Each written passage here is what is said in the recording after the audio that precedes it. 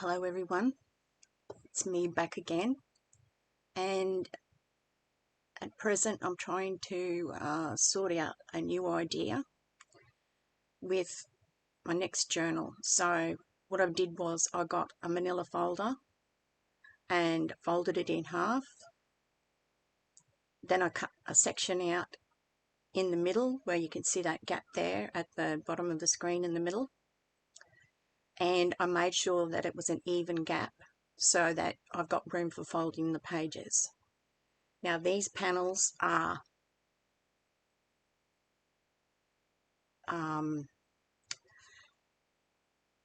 they're just A4 pages for a journal that I have cut the pictures in half.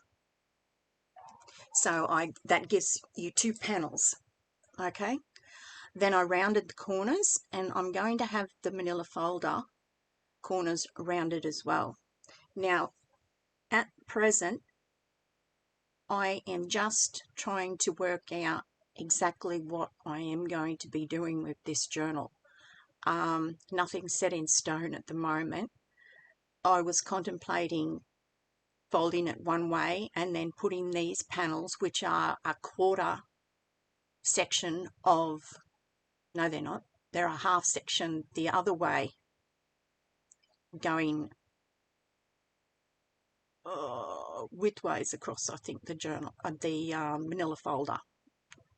And I was contemplating leaving space at the top of each one of these pictures that I've got here. So if I wanted to add pictures in there or extra paper, that I've got room for sewing them or gluing them down.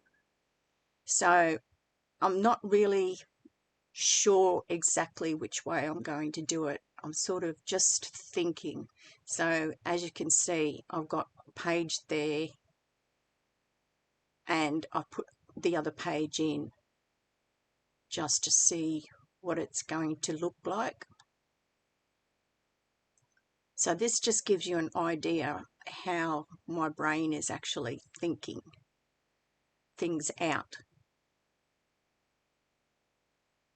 And most of the time I'll come up with an idea and then I'll change it anyway. So it's very hard to do something like this and be able to show you at the same time without babbling on. And I had to edit some of this out because I kept repeating myself all the time.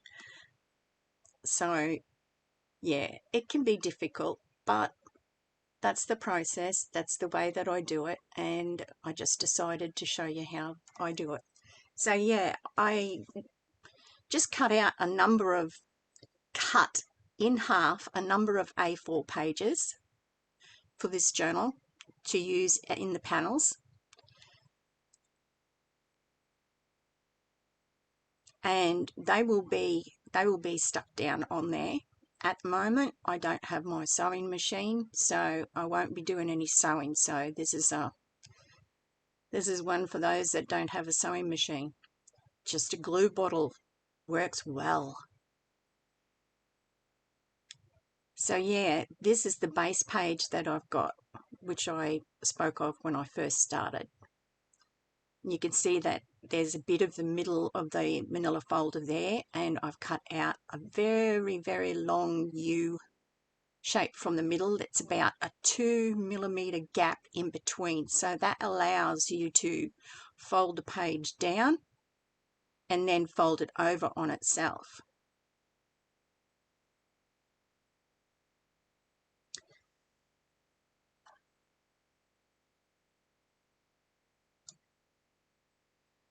So like I said, I tend to waffle on a bit. Okay, these are very similar to lipstick. They are poster paint, and they set like paint. You can't rub and smudge like you can with the other gel sticks that you can get. And to tell you the truth, you could probably use lipstick, but lipstick's a bit expensive. So this just came from the dollar store, and it came in a pack of 6. You've got gold, silver, blue, purple, green and pink, and I was going to use something else, but I ended up deciding to use the pink. Now, I'll just show you, this is how you put it on. You rub that quite well. It's wet, moist when you put it on.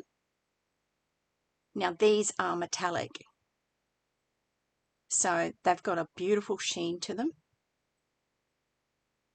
It's not glitter, it's actually like metallic in looks.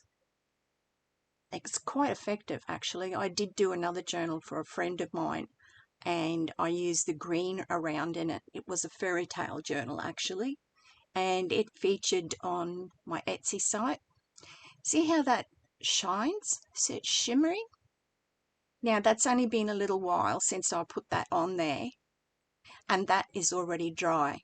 Now I'm trying to rub that and it's not smudging, and I am pressing really hard on that and it's not going anywhere. See that? It's stuck there. So anyway, what I'm going to do is around the edges of these cut pieces of manila folder, I am going to use this stick and I'm going to paint the pink on. And when I did do it, I actually ran out right at the very end. Isn't that something that always happens to you? But I found a way to fix it. I found a Copic marker that was similar. So what I did was I blended all the colours in and blended the Copic marker in streaks over the top of this, and it blended quite well. And the other thing is too that I will be adjusting the edges with lace and other effects and that too, so it's not going to be there stuck out like a sore toe when you're looking at the journal. So that's just where I've got up to with my thinking so far. And yeah, so creative process is still going. Like I said, it will change, so we'll keep working on this, and I will show you the next stage that I've done with the poster edging, poster paint around the edge of these pieces, and I'll also show you how I rearranged them so that it looked much more effective.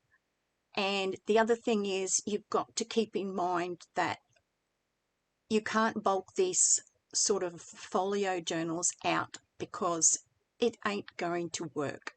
Excuse that word ain't, but it isn't. It ain't. You've got to minimalize and keep things flat. So you're not going to be able to put beads and heaps of bling in there. You can use pictures and paper and work with that. So for now, I'll say goodbye, and I'll come back with the next stage, which I've just explained. So that's it for now. So just keep watching for the next part, which will be up shortly. Thanks for watching, everybody, and I hope I haven't bored you, but this is going to be a terribly interesting journey doing this journal. Bye.